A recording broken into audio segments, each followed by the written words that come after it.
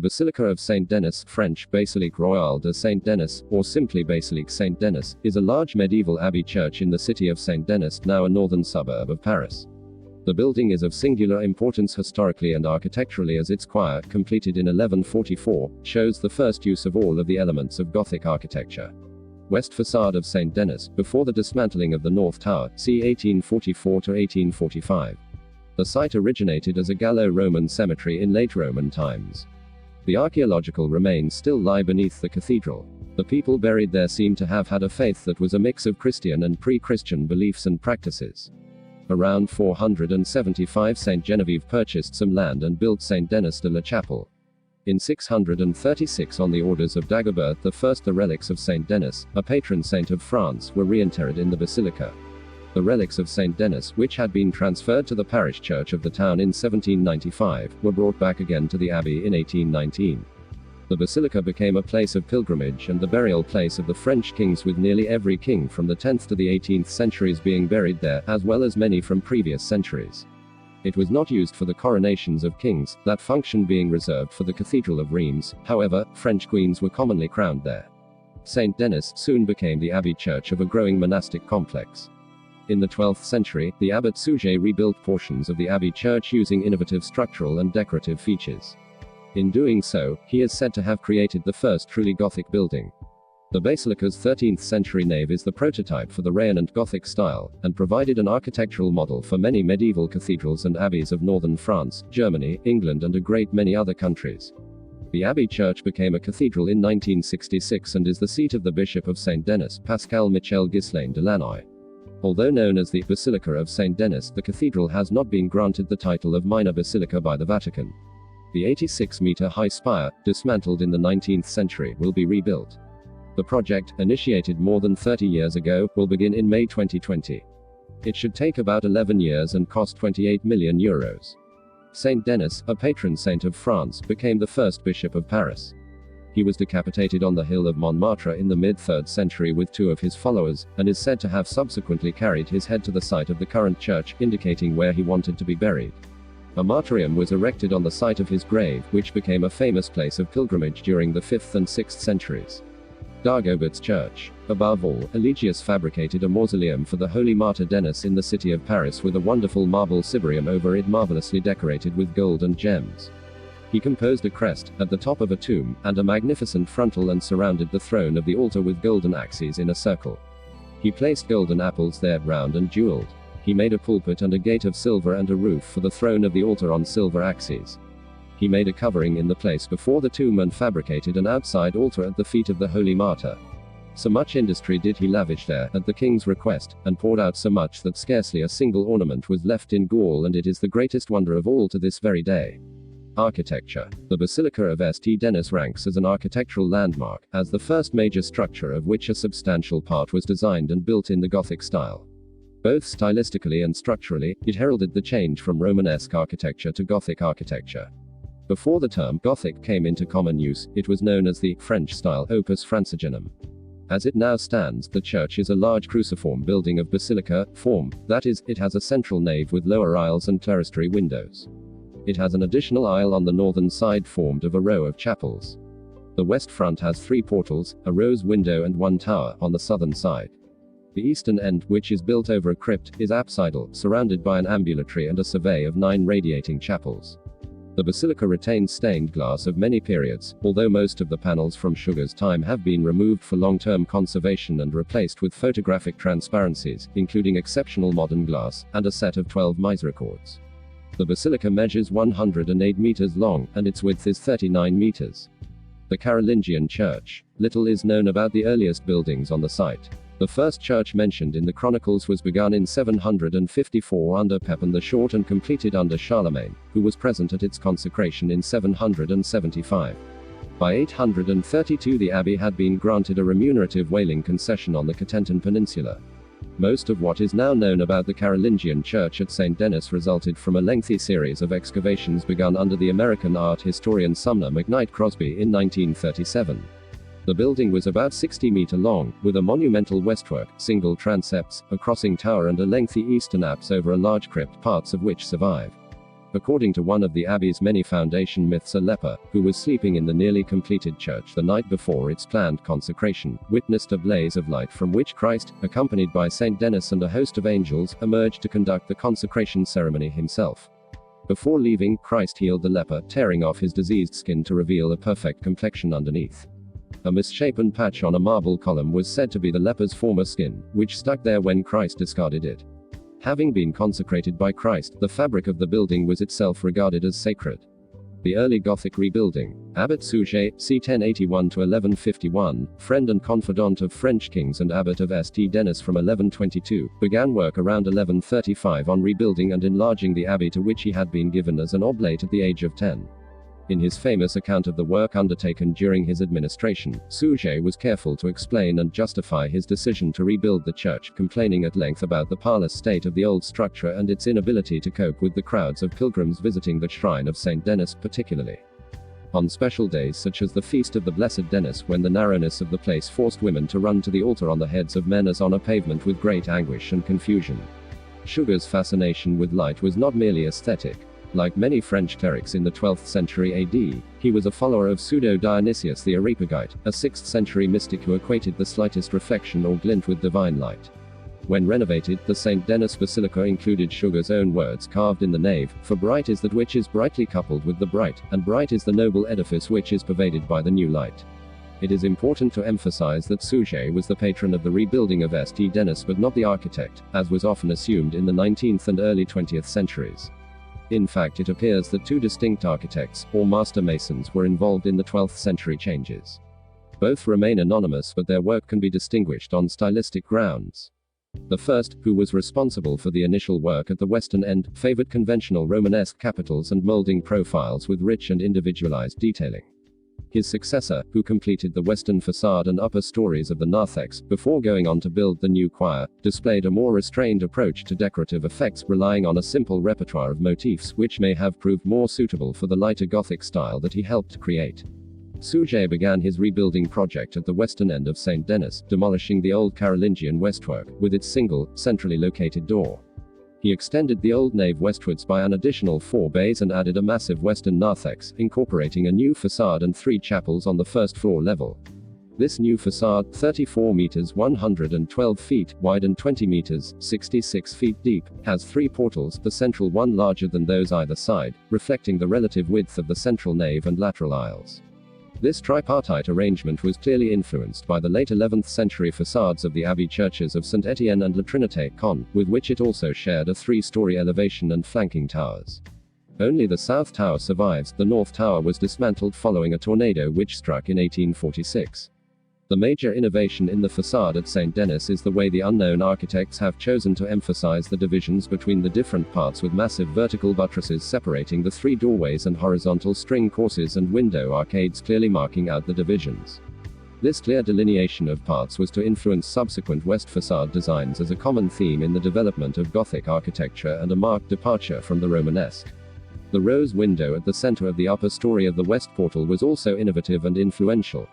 Although small circular windows, oculi, within triangular timpano were common on the west facades of Italian Romanesque churches, this was probably the first example of a rose window within a square frame, which was to become a dominant feature of the Gothic facades of northern France, soon to be imitated at Chartres Cathedral and many others.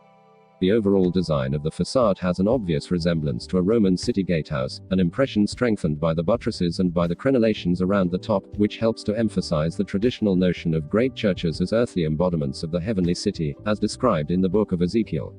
The many influential features of the new facade include the tall, thin statues of Old Testament prophets and kings attached to columns, jam figures, flanking the portals, destroyed in 1771 but recorded in Montfaucon's drawings. These were also adopted at the cathedrals of Paris and Chartres, constructed a few years later, and became a feature of almost every Gothic portal thereafter. Above the doorways, the central tympanum was carved with Christ in majesty displaying his wounds, with the dead emerging from the tombs below. Scenes from the martyrdom of Saint Denis were carved above the south, right-hand portal, while above the north portal was a mosaic, lost, even though this was, as Suger put it, contrary to the modern custom. Of the original sculpture, very little remains, most of what is now visible being the result of rather clumsy restoration work in 1839. Some fragments of the original sculptures survive in the collection of the Musée de Cluny. The The portals themselves were sealed by gilded bronze doors, ornamented with scenes from Christ's Passion and clearly recording Suger's patronage with the following inscription: "For the glory of the church which nurtured and raised him, Suger strove for the glory of the church, sharing with you what is yours, O Martyr Denis. He prays that by your prayers he should become a sharer in paradise." The year when it was consecrated was the 1140th year of the word. On the lintel the great tympanum showing the Last Judgment, beneath a carved figure of the kneeling abbot was inscribed the more modest plea: "Receive, stern judge, the prayers of your Suger, let me be mercifully numbered among your sheep." Suger's western extension was completed in 1140 and the 3 new chapels in the narthex were consecrated on 9 June of that year. On completion of the west front, Abbot Suger moved on to the reconstruction of the eastern end, leaving the Carolingian nave in use.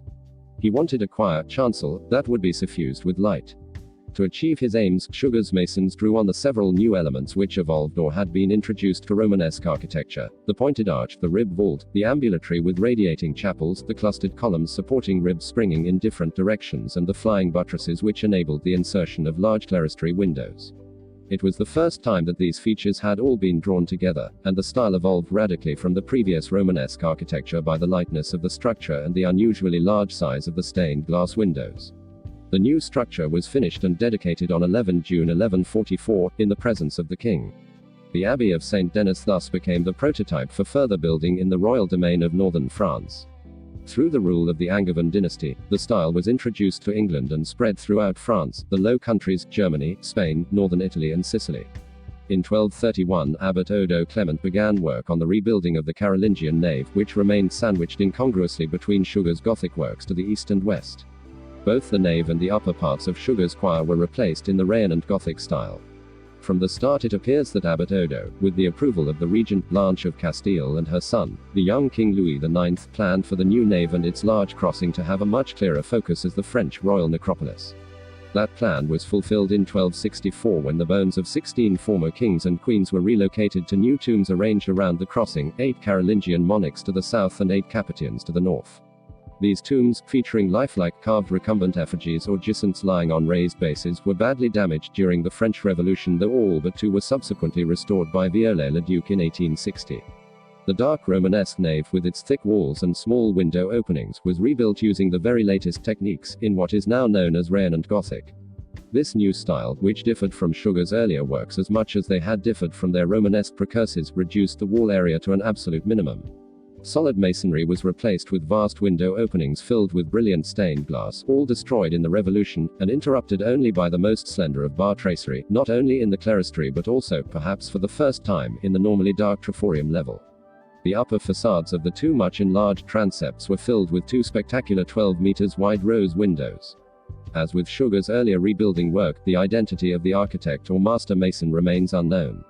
Although often attributed to Pierre de Montreuil, the only evidence for his involvement is an unrelated document of 1247 which refers to him as a mason from Saint Denis. The Valois Mortuary Chapel, a plan of circa 1700s by Felibian, shows the Valois Chapel, a large mortuary chapel in the form of a domed colonnaded rotunda adjoining the north transept of the basilica and containing the tomb of the Valois. 25. Saint Denis and the French Revolution. Due to its connections to the French monarchy and proximity to Paris, the Abbey of Saint Denis was a prime target of revolutionary vandalism. The medieval monastic buildings were demolished in 1792. Although the church itself was left standing, it was deconsecrated, its treasury confiscated and its reliquaries and liturgical furniture melted down for their metallic value, although some objects, including a chalice and aquamanile donated to the abbey in Suger's time, were successfully hidden and survive to this day, and the royal tombs desecrated. The jam figures of the facade representing Old Testament royalty, mistakenly identified as images of royal French kings and queens, were removed from the portals and the tympana sculpture defaced. The tombs and effigies were relocated to the Musée des Monuments Français by Alexandre Lenoir in 1798. The church was reconsecrated by Napoleon in 1806 and the tomb sculptures returned to Saint Denis after the restoration of the monarchy. The church, including the architectural sculpture and stained glass windows, of which very little medieval glass survives, was heavily restored in the mid-19th century by Eugène Viollet-le-Duc, the same architect responsible for the restoration of the Cathedral of Notre Dame. The present location of the tomb effigies does not correspond to their medieval locations. Removal and reconstruction of the North Tower. In the early 1840s, cracks appeared in the North Tower's masonry following several extreme weather events. A violent storm on 19 August 1845, notable for spawning a tornado, proved critical, and the tower's walls were soon found to have flexed and become dangerously unstable. With François de Bret's reconstructive works, carried out after an 1837 lightning strike proving inadequate, in February 1846 the authorities decided to temporarily dismantle the North Tower to avoid a catastrophic collapse, with the stones stored for later reconstruction. In December 2016, 170 years after the North Tower's dismantlement and following several false starts, the Ministry of Culture again proposed its reconstruction after concluding it was technically feasible, albeit without public funding. An association, Sauves la Flèche, Follow the Spire, chaired by Patrick Brouwersek, has since been established to support the reconstruction, with the aim of raising the necessary funds by opening the reconstruction works to the general public, along the model of the Guédelin Castle. In March 2018 the Culture Ministry signed an accord with the association, officially launching the reconstruction project, with works expected to commence in May 2020. Burial site. The Abbey is where the kings of France and their families were buried for centuries and is therefore often referred to as the Royal Necropolis of France. All but 3 of the monarchs of France from the 10th century until 1789 have their remains here. Some monarchs, like Clovis I (465 to 511), were not originally buried at this site. The remains of Clovis I were exhumed from the despoiled Abbey of St. Genevieve, which he founded. The Abbey church contains some fine examples of cadaver tombs. The effigies of many of the kings and queens are on the tombs, but the bodies were removed during the French Revolution. The ancient monarchs were removed in August 1793 to celebrate the Revolutionary Festival of Reunion, then the Bourbon and Valois monarchs were removed to celebrate the execution of Marie Antoinette in October 1793. The bodies were dumped into 3 trenches and covered with lime to destroy them. Archaeologist Alexandre Lenoir saved many of the monuments by claiming them as artworks for his Museum of French Monuments. The bodies of several Plantagenet monarchs of England were likewise removed from Fontevraud Abbey during the French Revolution. The alleged head of King Henry IV of France in 1933, his tomb was ransacked during the French Revolution. Napoleon Bonaparte reopened the church in 1806, but left the royal remains in their mass graves. In 1817 the restored Bourbons ordered the mass graves to be opened, but only portions of 3 bodies remained intact. The remaining bones from 158 bodies were collected into an ossuary in the crypt of the church behind marble plates bearing the names. The bodies of the beheaded King Louis XVI, his wife Marie Antoinette of Austria, and his sister Madame Elizabeth were not initially buried in Saint Denis, but rather in the churchyard of the Madeleine, where they were covered with quicklime.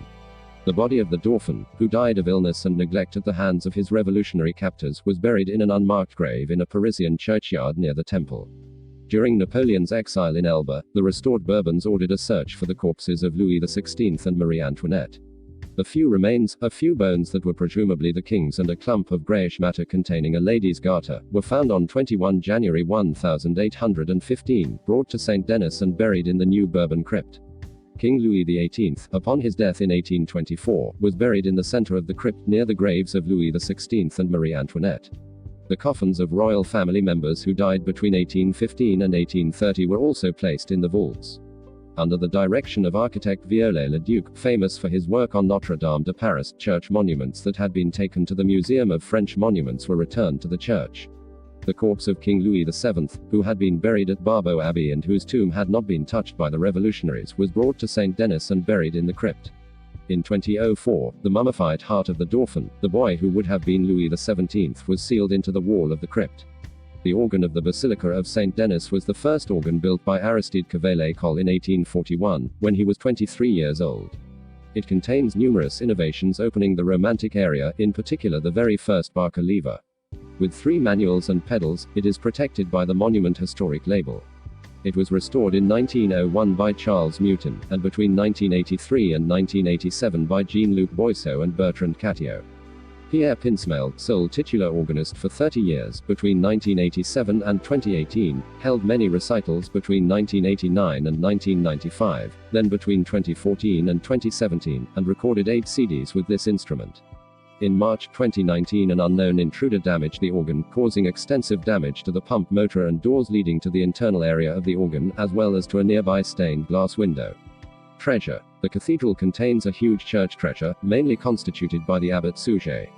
It contains crowns, Charlemagne, St. Louis, Henry IV of France, cross and liturgic objects. Carrot, accord définitif de l'état, la flèche de la Basilique sera remontée.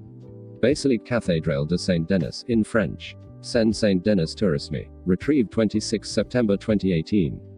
Basilique Cathédrale de Saint-Denis. Centre des Monuments Nationaux. Come and visit the Basilica Cathedral of Saint-Denis near Paris, the first monumental masterpiece of Gothic art. Discover the Royal Necropolis and its collection of 70 sculpted recumbent statues, the only set of its kind in Europe, bathed in the multicolored light of the 12th and 19th century stained glass windows. Abbey Lindsay, Suzanne Glover. The Revolutionary Exhumations at Saint Denis, 1793. Center for the Study of Material and Visual Cultures of Religion. Yale University. NR, CS, 5 March 2019. Saint Denis, Lord de la Basilique dégradée après une intrusion. Le Parisien, in French. Retrieved 15 April 2020. Neck, 227. Henry's gesture is now unclear, since a missal, resting on a prie-dieu prayer desk, was removed from the sculpture during the French Revolution and melted down.